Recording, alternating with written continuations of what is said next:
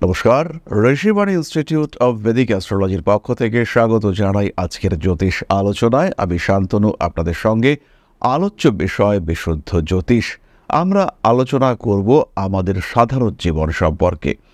বহুবার চেষ্টা করে চলেছি, জানি সাকসেস আসবে, কিন্তু আলটিমেটলি সাকসেসফুল হতে পারছি না। বাধা বিপত্তি, সমস্যা, অস্থিরতা, অশান্তি ইত্যাদির কারণে সমস্যা রয়েছে। আমরা এই সমস্যা সমাধানের জন্য পারিপার্শ্বিক ক্ষেত্রগুলোতে অনুসন্ধান চালাচ্ছি, কিন্তু বহু সময় আমাদের নিজেদের মধ্যেই এই সমস্যার উৎস লুকিয়ে থাকে। আমাদের বেশ কিছু দুর্বলতা রয়েছে। প্রত্যেকটি মানুষ, প্রত্যেকটি রাশির মানুষ, প্রত্যেকটি লগ্নের মানুষ, তাদের মধ্যে কিন্তু রয়েছে কিছু ডেডিকেটেড ফল্ট, দুর্বলতা, ভুল কাজকর্ম করবার প্রবণতা। এই দুর্বলতাগুলি, এই ক্ষেত্রগুলি বারবার তাদেরকে পিছিয়ে দেয়, এবং পিছিয়ে দেওয়ার কারণ সেটা আমরা খুঁজি বাহ্যিক জগতের মধ্যে।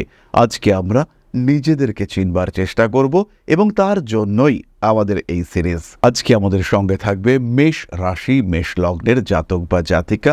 আমরা খুঁজে বার করব কি তাদের দুর্বলতা, গ্রহগত দিক থেকে, নক্ষত্রগত দিক থেকে, রাশিগত দিক থেকে কি বেসিক্যালি তাদের ফল্ট রয়েছে, যার কারণে তাদের পিছিয়ে আসতে হয়। তাহলে শুরু করা যাক আমাদের মূল আলোচনা। মেষ কালপুরুষের প্রথম রাশি, মঙ্গলের দ্বারা প্রভাবিত, অগ্নিতত্ত্বের চর প্রকৃতির রাশি। ধ্বংসাত্মক বিধ্বংসী দাবানলের মতো আগুনের প্রস্ফুটিত প্রকাশ, সেটা কিন্তু আমরা এই মেষ রাশিতে দেখতে পাই। মেষের উৎসাহ উদ্দীপনা চরম, মেষ অ্যাগ্রেসিভ, মেষ কিন্তু উগ্র। তার সঙ্গে সঙ্গে মেষের রয়েছে এবিলিটি, প্রত্যেকটা কাজকে কমপ্লিট করবার একটা প্রচেষ্টা, এনার্জি লেভেল ভীষণ হাই। তাহলে কি মেষের দুর্বলতা? প্রথম দুর্বলতা হলো ওভার কনফিডেন্স। মেষ ভাবেন আমি সব কিছু করে ফেলতে পারবো, অন্যের সাহায্য আমার দরকার নেই, আমি একাই যথেষ্ট, আমি একাই 100। এই যে ফিলিংস মেষের ক্ষেত্রে, এটা কিন্তু মেষকে টিম ওয়ার্ক থেকে দূরে সরিয়ে দেয়। মেষের মধ্যে মাঝে মাঝে উগ্রতার ভাব প্রকাশিত হয়ে পড়ে, সেটাও কিন্তু মেষকে তার টিম ওয়ার্ক থেকে দূরে সরিয়ে দেয়। এই দুটি কারণে মেষ কিন্তু সমস্ত দায়িত্ব, সমস্ত কাজের গুরুত্ব একার উপরে আরোপ করে নেন। এর ফলে মেষকে কিন্তু বহু সময় সমস্যায় পড়তে দেখতে পাওয়া যায়। যে কাজটা টিম ছাড়া কমপ্লিট হবে না, মেষ ডিসাইড করেন আমি সব করে দেবো, এখান থেকে ওখান থেকে সেখান থেকে কোনো না কোনোভাবে বিষয়টাকে আমি কমপ্লিট করে দেব। সুতরাং মেষ রাশি বা লগ্নের মানুষদের মধ্যে এই যে ওভার কনফিডেন্স, এটা তাদের সবচেয়ে বড় দুর্বলতা। এরপরে আমরা চলে আসব দ্বিতীয় দুর্বলতায়। আমরা আজকে মূলত 5টি বিষয় নিয়ে ডিসকাস করব। মেষ কিন্তু ঝুঁকতে পারেন না, মাথা নত করা এটা কিন্তু মেষ কোনোভাবেই করতে পারেন না। সামনে প্রতিপক্ষ যেই আসুক না কেন, ভাঙব কিন্তু মচকাবো না, এই মেন্টালিটির কারণে মেষকে কিন্তু জীবনের বহু সুযোগ থেকে পিছিয়ে আসতে হয়। যেখানে একটু তোষামোদ করলে পরে কিংবা একটু ট্রিক অ্যাপ্লাই করলে পরে কাজটা সম্পূর্ণ হতে পারে, সেখানে কিন্তু মেষ ট্রিক অ্যাপ্লাই করবার পরিবর্তে স্ট্রিক্ট হয়ে যান। এর ফলে মেষের জীবনের বহু সুযোগ সেগুলি হাতছাড়া হয়ে যায়। মেষ তার জীবনের বহু প্রাপ্তি থেকে এর কারণে বঞ্চিত হয়ে থাকেন। নিজেই করব, নিজের জন্য নিজেই সব কিছু করব, এটা পজিটিভ। নিজেই নিজেকে দাঁড় করাবো, এস্টাবলিশমেন্টের পেছনে আমার একারই অবদান থাকবে, এটা অবশ্যই পজিটিভ। কিন্তু কোনো কোনো ক্ষেত্রে এই পজিটিভিটি কনভার্টেড হয় নেগেটিভিটির ক্ষেত্রে।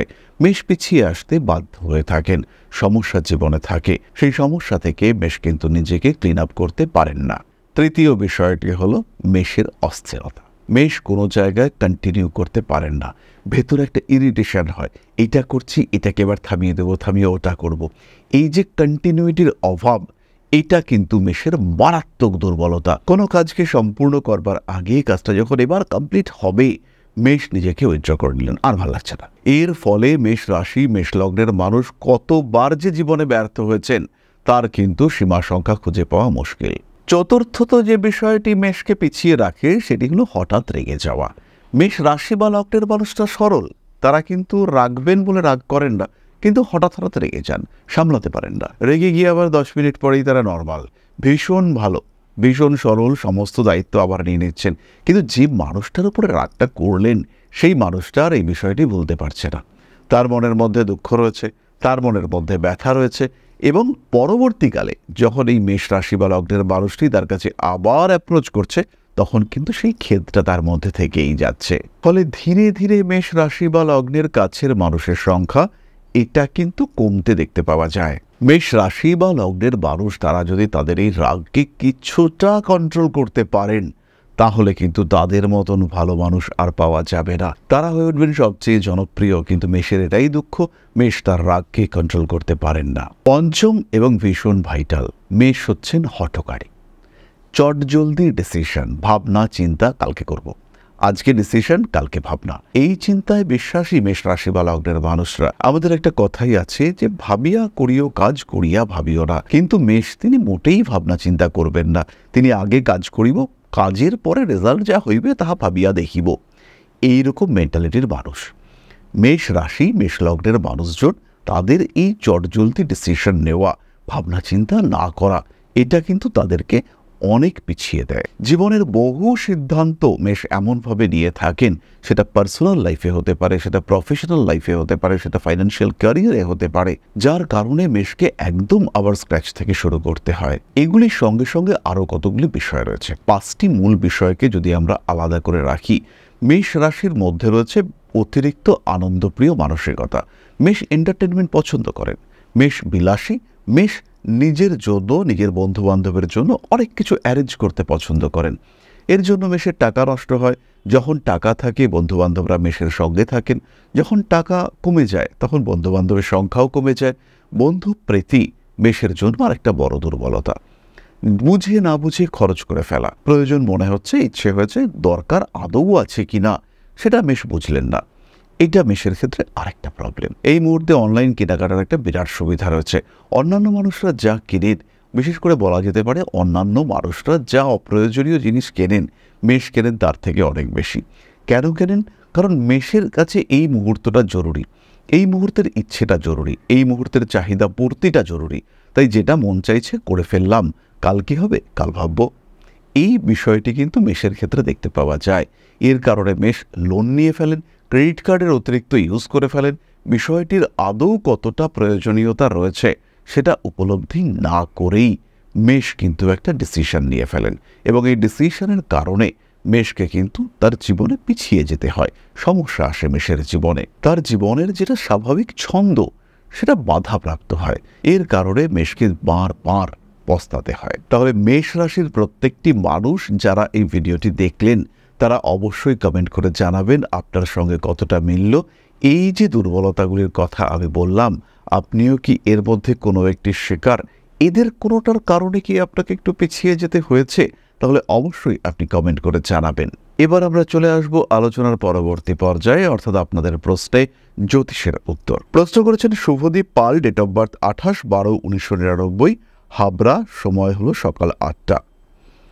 সিংহ রাশি, নরগণ, উত্তর ফাল্গুনী নক্ষত্র। বাবার ব্যবসা করছি, তেমন ভালো যাচ্ছে না, এটাই করব নাকি অন্য কিছু আমার রাশি নিয়ে যদি বলেন খুব খুশি হব। শুভদীপ, ব্যবসা হিসেবে কাঠ, কনস্ট্রাকশন এগুলি তোমার জন্য ঠিকঠাক। এছাড়াও কোনো অর্ডার সাপ্লাই ওরিয়েন্টেড ব্যবসা, সেটা হার্ডওয়্যার হতে পারে, সেটা বাড়ি ওরিয়েন্টেড কোনো ম্যাটেরিয়াল হতে পারে, সেটাও তুমি করতে পারো। যদি এই ধরনের ব্যবসা তুমি এই মুহূর্তে করে থাকো, তাহলে কিন্তু সেটা পরিবর্তনের দরকার নেই। কিন্তু যদি তুমি অন্য কোনো ব্যবসা করে থাকো, সেই ক্ষেত্রে কিন্তু তোমাকে আরেকটু অ্যাক্টিভ হতে হবে, ব্যবসা পরিবর্তনের চিন্তা করতে হবে। এর সঙ্গে সঙ্গে রবি এবং চন্দ্রের সামান্য প্রতিকার তোমার প্রয়োজন রয়েছে, অবশ্যই সেটা ধারণ করার ব্যবস্থা করো, এবং তার সঙ্গে সঙ্গে জীবনের বাধা বিপত্তিগুলিকে অতিক্রম করবার জন্য অভিজ্ঞ জ্যোতিষের পরামর্শ অবশ্যই গ্রহণ করো। তাহলে আজকের আলোচনা আমরা আর দীর্ঘায়িত করব না। সবাই সুস্থ থাকুন, ভালো থাকুন। মা শ্রী আদিশক্তির আশীর্বাদে আপনাদের জীবন আরও সমৃদ্ধ হয়ে উঠুক, আরও সুন্দর হয়ে উঠুক। জয় মা আদিশক্তি। নমস্কার।